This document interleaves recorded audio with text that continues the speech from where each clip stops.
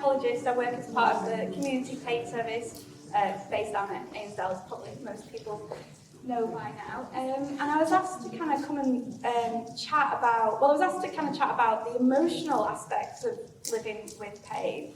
But as I think you've heard so far, it's not about splitting off the emotional aspects, is it? It's about the whole person kind of approach, the whole brain, nervous system, and our emotions are one part of that. So I'm going to talk a bit about that today, going to share some ideas of things that I've worked with people that I've kind of worked with, and yeah, throw a few facts in there as well, if that's okay. So, I need to explain this. Hold on, go back. Do you like the title? So apparently, what they say, there's some research or something out there somewhere that says actually people only remember 3 things when you give a talk. So these are 3 things that I want you to remember.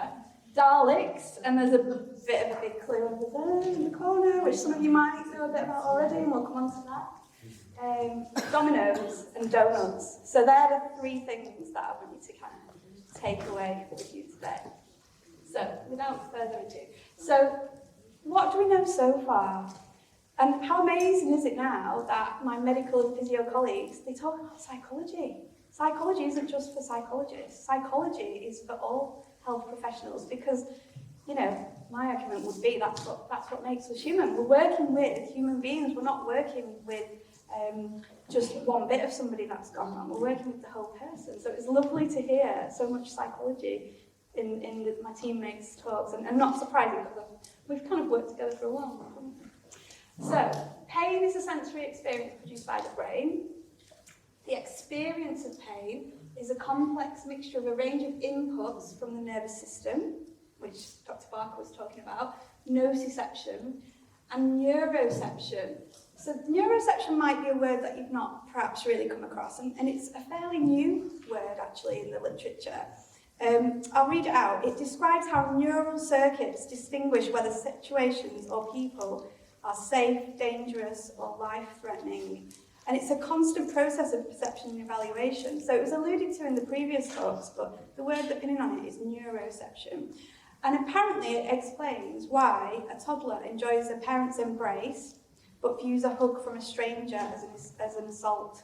So it's like that 6th sense we have, that kind of feeling of whether something's safe or not, that kind of 6th sense.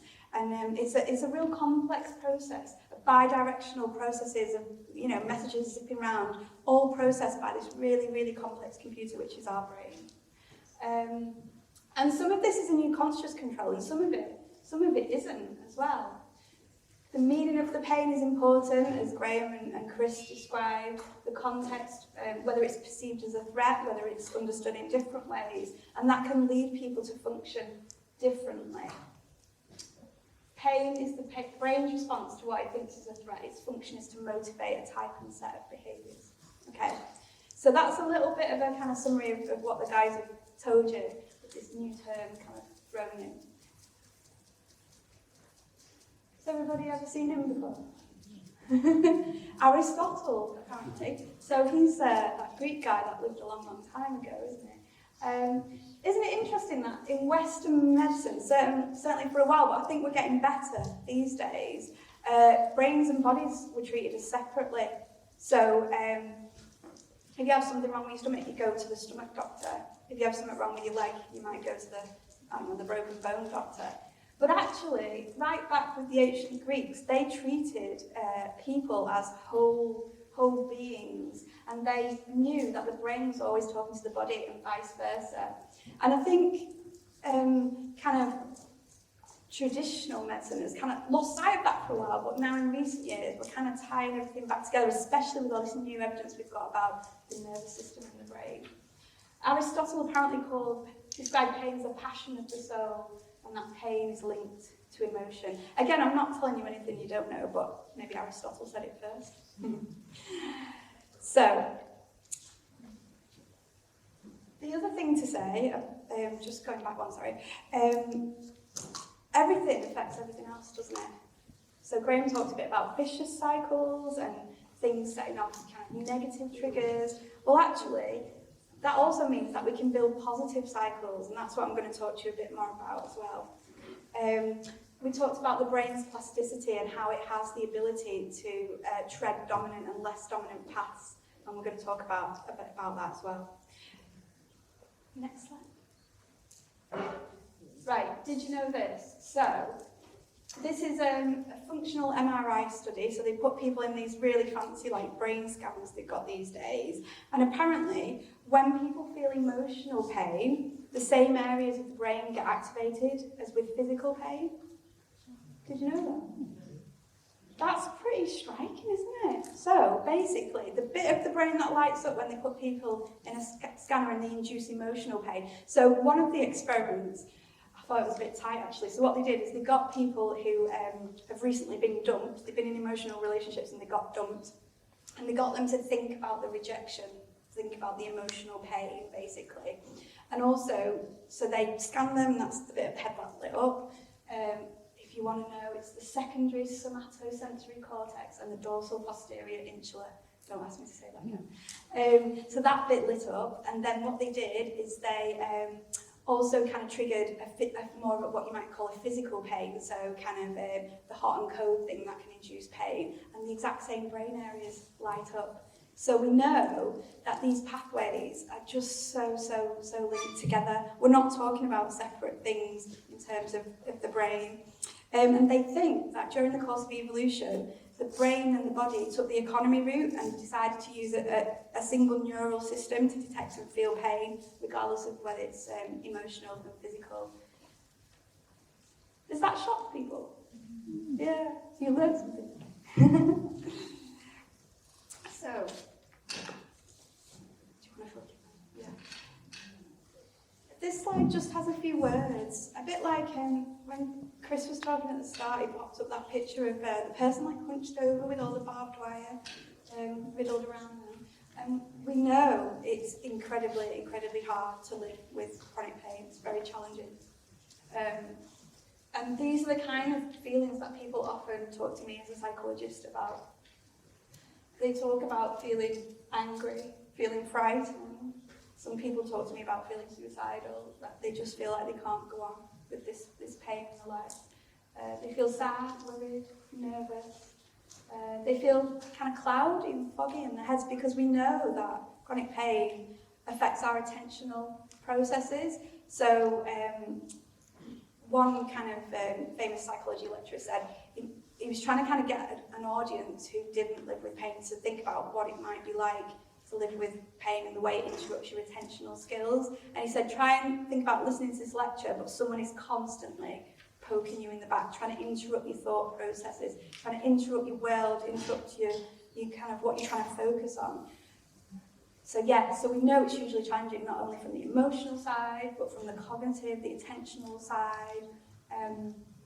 Also, there's the word unheard. A lot of people that I work with feel unheard in terms of their pain. They feel that they've been around the block in terms of seeing people and they don't feel understood. Actually, some people have talked about being actively dismissed, that pain's all in your head. And hopefully, although I'm kind of talking about, the brain and the nervous system, we all are, we're not saying it's all in your head, you've not made it up. It's actually part of the way the brain processes pain, and that doesn't show up on these fancy scans in some ways, although we're getting there a bit more with that.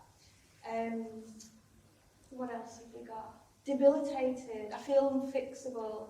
I feel crazy. People say, oh God, I think I'm going mad. I can't remember anything. And that's because, pain does has this interrupting kind of quality. So we know as well that in a chronic pain population, there is a higher prevalence of anxiety and depression compared to, and I use inverted commas, a normal population, a population without chronic pain. We know there's higher rates of anxiety and depression, and no one quite exactly knows which way around is it. Is it chicken and egg? Is it that people have already got a level of anxiety, depression, which gets through the roof, when they've got chronic pain, or is it the impact of chronic pain that winds those systems up even more? So it's a chicken and egg. It's the studies haven't totally figured out which way around it is, but we know that actually it can be a multitude of factors. In basic terms, it's really hard to live with chronic pain. So one study says that there's double the amount of anxiety disorders as the normal population, and some studies say there's 60% of anxiety in the chronic pain population. Again, going back to the Greeks, I quite like this quote. It's some guy called Epictetus. Anybody heard of him? I'd heard of Aristotle, but not this guy, Epictetus. It's not pain or death that is to be dreaded, but the fear of pain or death. So our emotions, our thought processes can make difficult circumstances worse or better. I guess as a psychologist, I get these referrals from GPs. Please see so-and-so, they're struggling with this pain being around in their lives. Please teach them resilience, or take away their depression, or take away their anxiety. And if it was that simple. Often the people I work with are living long term with pain, and it's about trying to live well despite that being around, without always necessarily taking away the pain, but we know people can live better despite pain, and I'm going to talk a bit more about that as well. I guess as well, I don't teach people to do that. I'm really curious with them about what they know already about doing that, and we work together on what they want to work on. So I don't do like an appendectomy where you take people's appendices out. Don't just kind of magically take the anxiety out, take the depression. Actually, it's part of living with a chronic condition quite often. So some people do live well with pain. Some people create lives with meaning and cope with the symptoms. And we might ask how. Can we flick on to the next slide? So this slide is a kind of series of words from what people kind of often talk to us when they've kind of gone on a journey with living with pain, either with us or through other means. There are ways that people can feel successful again, useful, confident, happy, hopeful. Hope, I think, is a big thing. And often we talk about, I can't see any light at the end of this tunnel if this pain's not going to go away.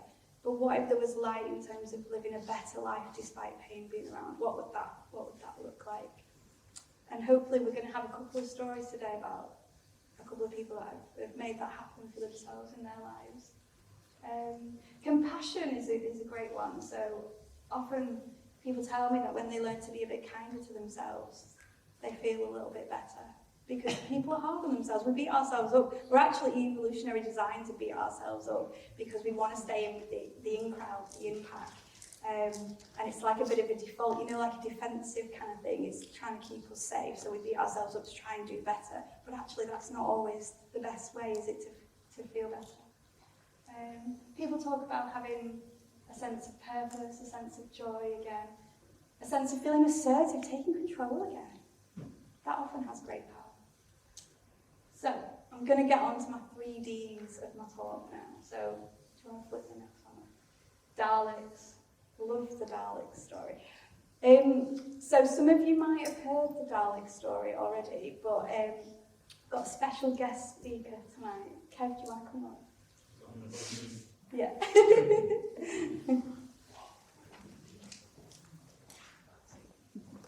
So some of you might know Kev, and some of you might not. It might be the first time you've heard him speak. But Kev's going to explain why we've got Daleks on our slide and why we've got Daleks here today. Okay, my name's Kev Howard. I've lived with chronic pain for the past 18 years. Life was horrendous. It was more than horrendous. It was absolute crap. I was focusing on all the negative things I was doing. And I couldn't focus on anything positive because the pain was so bad. I couldn't kick a football around with my son. I couldn't fall out of trees with it either. That was pretty annoying. But some 12 years ago, I was referred to the community pain service. Dr. Chris Barker helped me with my medication, and he suggested a chat with a psychologist might help. I thought to myself, I'm not mad, this pain is very, very real. But I would try anything at that stage. So after a long chat with Becky, she suggested I try and set small goals, and perhaps also a long-term goal. And she also suggested think about what you can do. And this is quite important. Rips the microphone off. These particular words.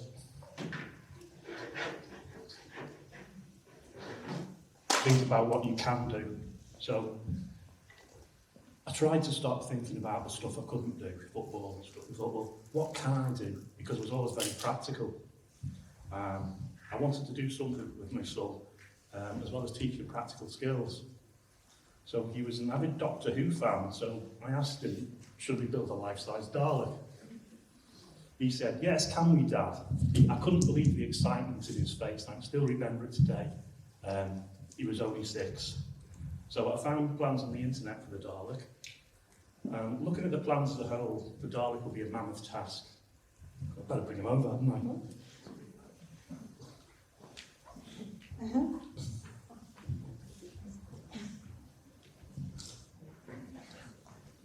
She hates Daleks, put it there.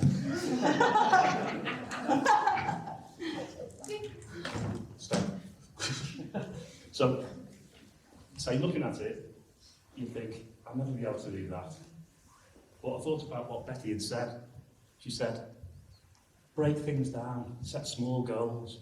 So I looked at it again and thought, well, actually, that's loads of little goals. That's a little project, that's a little project, that's a little project. So me and my son, we did each one of these over, I think it was about 3 months it took. And it was brilliant. It was doing father and son stuff.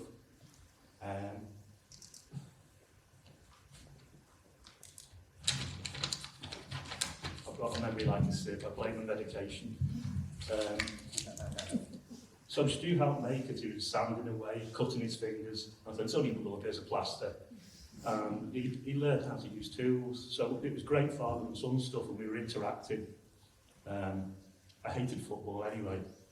And just on a final note, I always used to feel guilty about not being able to do sort of outdoor activities with my son.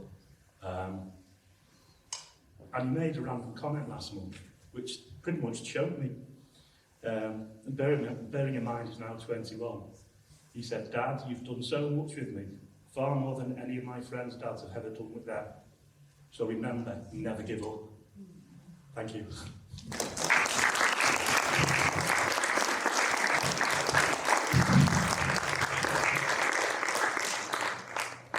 Can I make you stay up here a little bit longer? Can I ask you, what difference did it make to you to be asked to think very carefully about what was important to you in your life and what you were really hoping for? Yeah, I think it was blinkered. I wanted a magic pill. I wanted to take a magic pill and say, okay, your pain's gone, you can get on with your own life. But that wasn't going to happen. But I went round in circles looking for that answer. And the more the health professionals said, I can't help you, the more angry and frustrated I got, because I thought, the technology today, you must be able to fix me. But I finally accepted that I wasn't going to be fixed, and then focusing on the things that I could do made a big difference, because I was always very practical, so that I could virtually build anything. And that all seemed to have got pushed to the back of my mind. Yeah, it's like you've forgotten. Yeah, I've forgotten because the strengths that you have. I was blinkered into finding a cure or finding a fix, and everything else just went by the by. Yeah. So in your experience, it was helpful to look at. It was very helpful. What you might be hoping for. Yeah, it's something that won't happen overnight. It will take time, because you'll be thinking, oh, I could do that. But on the flip side, you might think, well, shit, it's going to hurt. But you'll find ways round to maybe take it longer to do something. Because in the great scheme of things, if something takes twice as long to do, it doesn't matter. It really doesn't matter. And what difference does it make to how you feel to change your mindset? A sense of achievement. I'm so much more laid back now, because if I wanted to do something, it had to be done immediately. But now I think, well, if I do it immediately, I'm going to be dead for 2 days. So I'll just break it down into little jobs.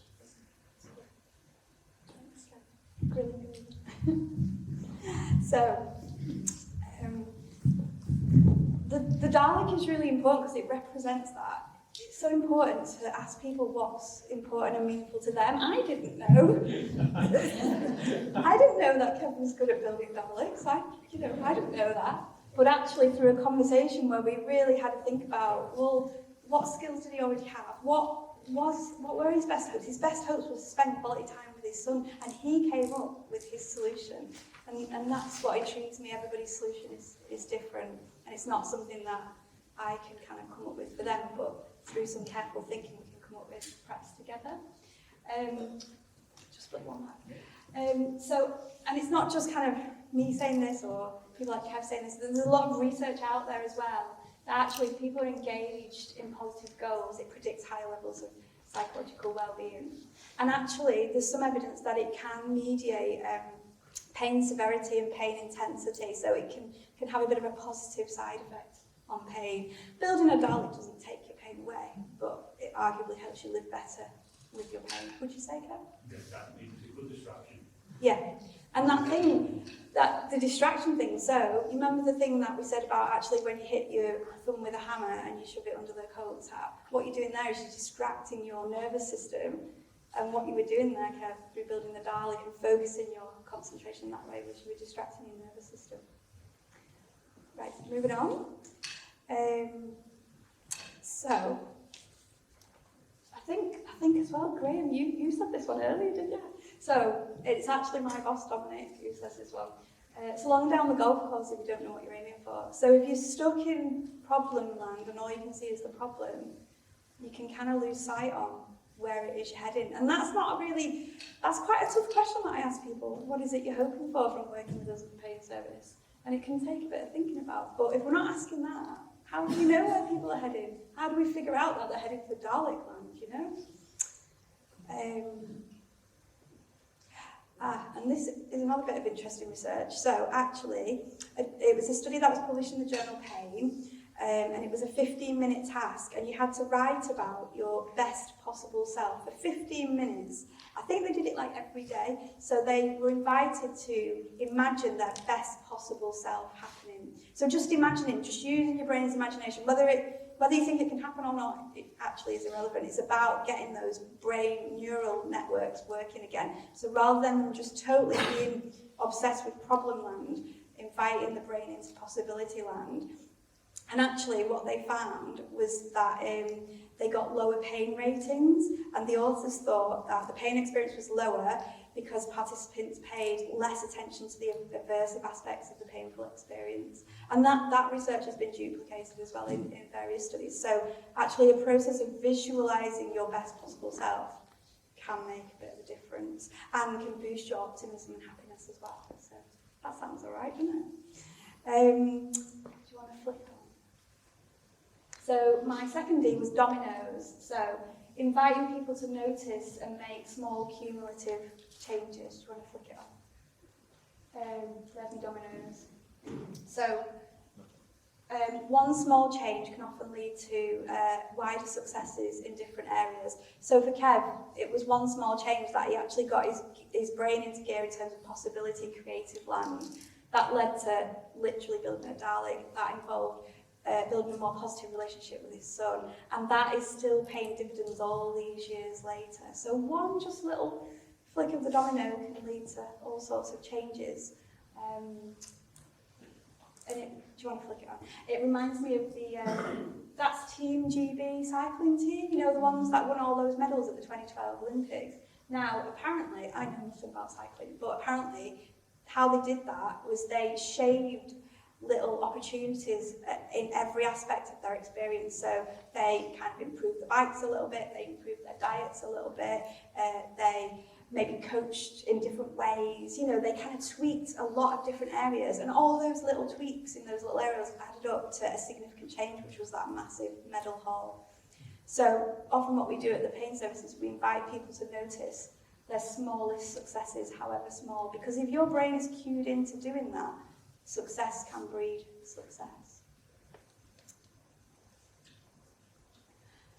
I thought this was quite a nice quote. Chronic pain is not all about the body, it's not all about the brain, it's everything, target everything, and take back your life. Next one. And donuts. Donuts is my last D. So donuts represents, again, I think this is from my boss, Dominic, who also begins with D.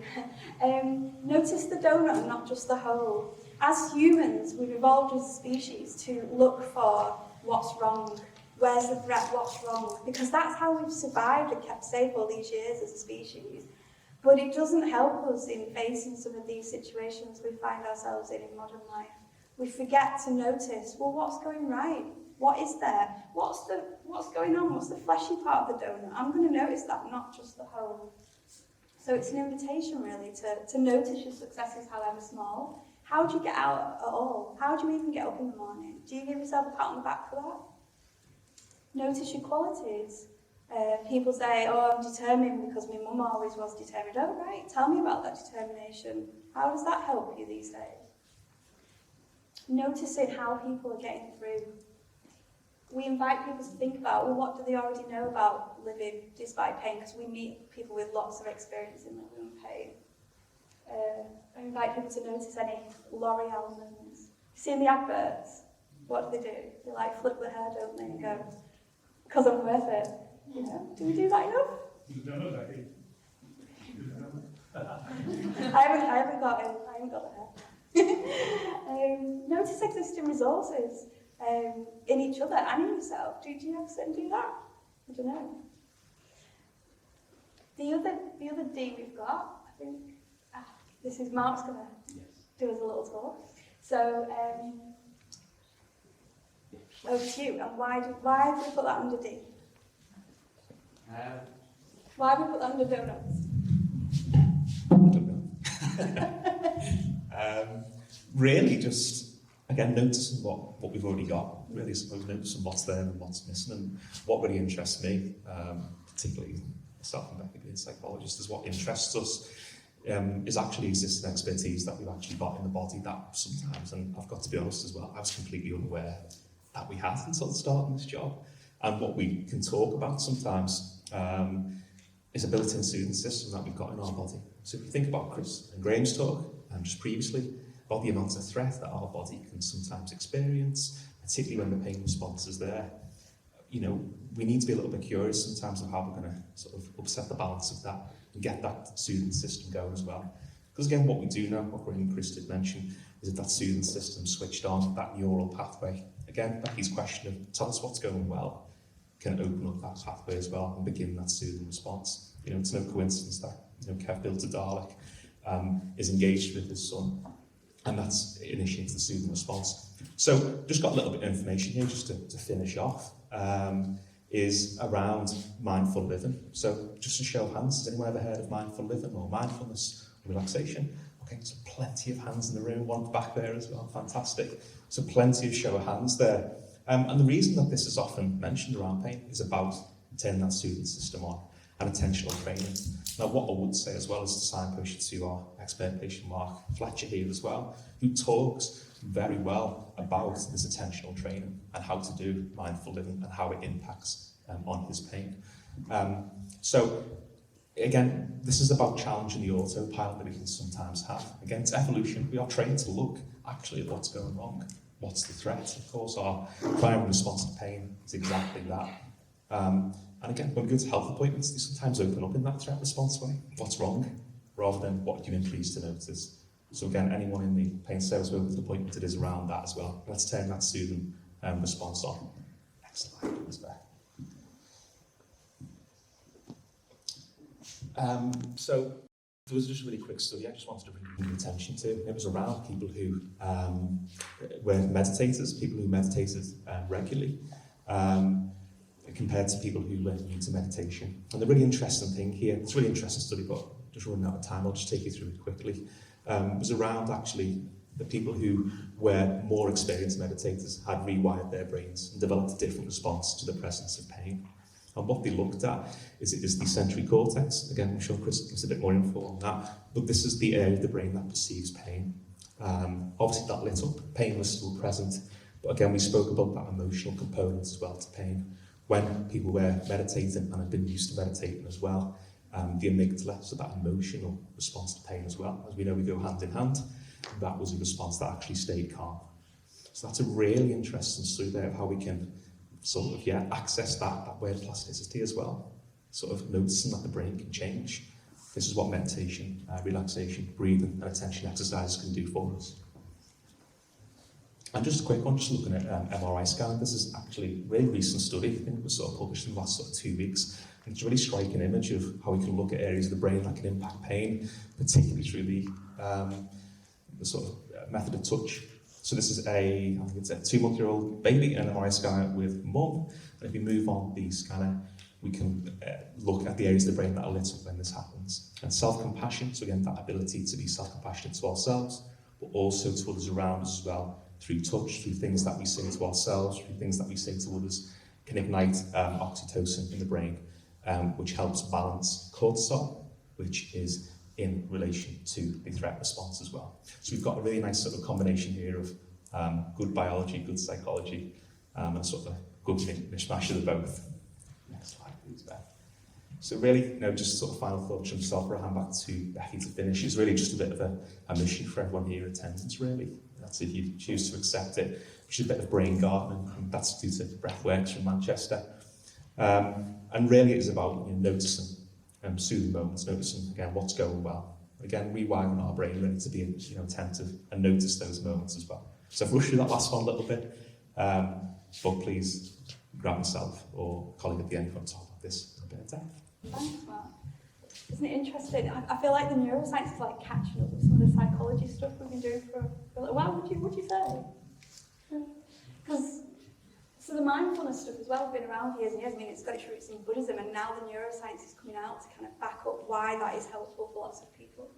The final slide really is a summary of the talk around building well-being despite pain, and these again are some of the ways that the people that we've worked with and got to know over the years quite often have started to live well. So some people talk about, I've started going out with my friends again. I've learned to say no when I needed to say no and look after myself a bit more. I've started a project. I'm building my confidence. I've found a role or a purpose.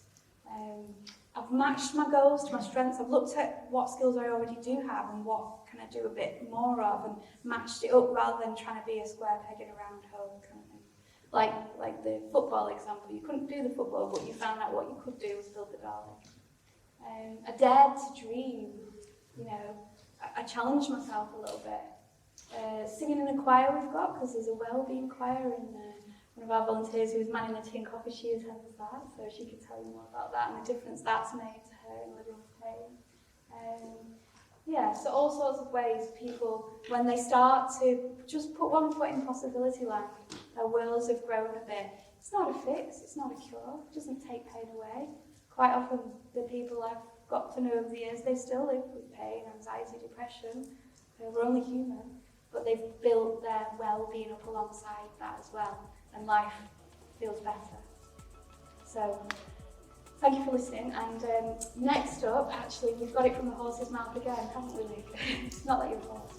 We're going to have Luke come in telling us a bit about his journey.